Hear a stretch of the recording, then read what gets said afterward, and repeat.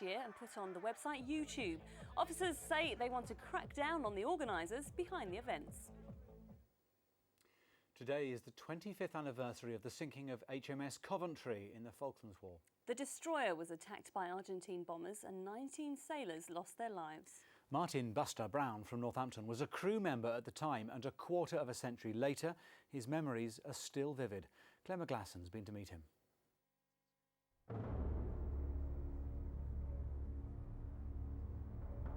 In the water, when I was watching her go over, she was capsizing. It was just like watching in a World War II film, and I thought, I'm gonna die here.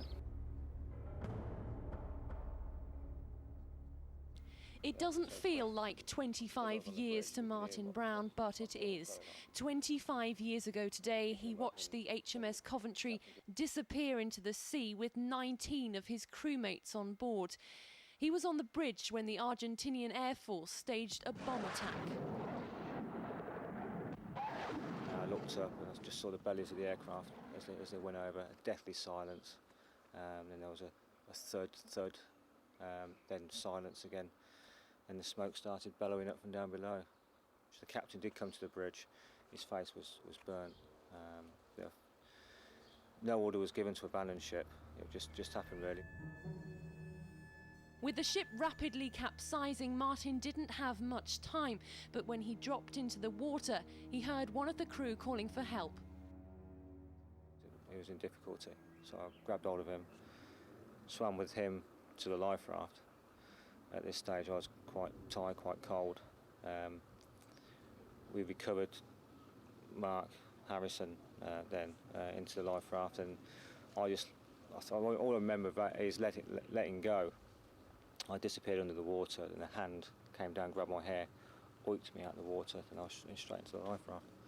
Martin was suffering from hypothermia. Many of his crewmates had suffered horrific injuries. 19 had lost their lives. One of the guys, he came and he said, "Can you have a look at my back?" And his back was just completely burnt. His shirt had melted away, and because of the nature of the burns, he couldn't feel anything. There were those that didn't make it, who you were talking to minutes or hours earlier on as you exchanged at the watch. Within 20 minutes of the bombing, HMS Coventry had sunk.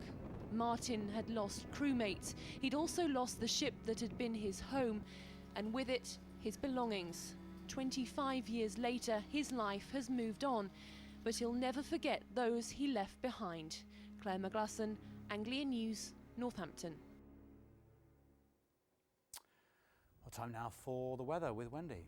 Yes. Wendy, you've changed your mind. It's going to be beautiful this weekend. If only that was the case, we're nothing if not hopeful, but no, it's still looking like Sunday and Monday will be fairly wet days, and the cooler air is here already. It was 18 degrees in Marham this morning. This afternoon it got to 11 degrees. So it was a bright start to the day, but there was cloud around later on. So this is our mystery place. It's a beautiful rural spot in the Fens. These were lands that used to belong to Ivo Talboys as steward to William II.